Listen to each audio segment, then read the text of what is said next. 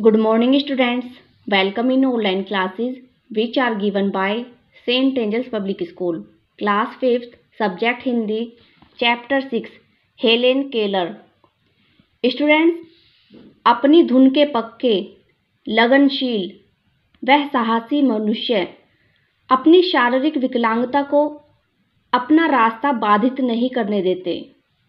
वे अपने दृढ़ निश्चय से अपनी कमजोरियों पर विजय प्राप्त करते हैं और विश्व के लिए एक मिसाल बन जाते हैं.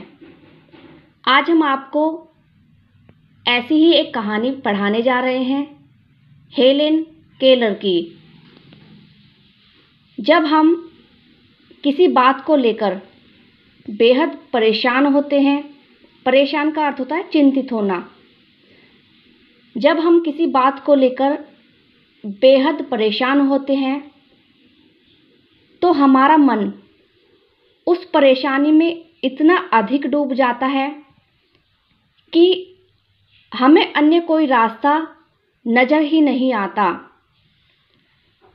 पर जो ऐसी विषम का अर्थ होता है कठिन, पर जो ऐसी कठिन परिस्थिति में भी अपना संबल का अर्थ होता है सहारा,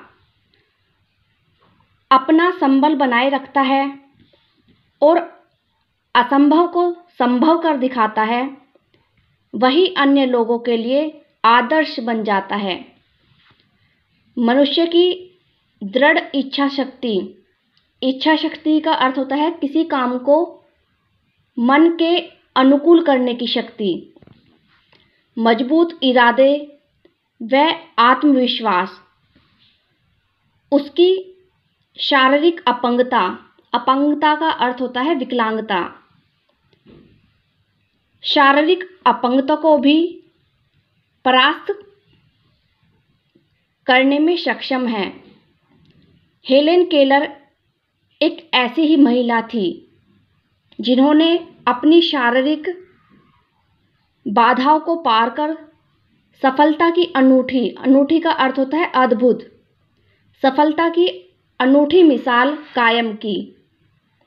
27 जून 1880 को अमेरिका में तस्कम्बिया नामक छोटे से कस्बे में एक सुंदर बच्ची का जन्म हुआ.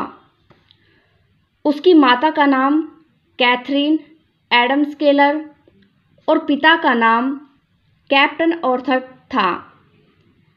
पिता एक साप्ताहिक अखबार के संपादक थे.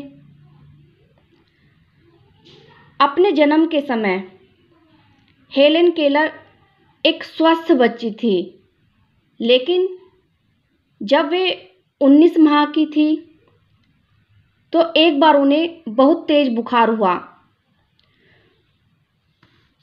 बुखार होने के कुछ ही दिनों के भीतर हेलेन की माँ ने महसूस किया कि उनकी बेटी खाने की घंटी बजने या उसके चेहरे के आगे हाथ हिलाने पर कोई प्रतिक्रिया नहीं दे रही थी.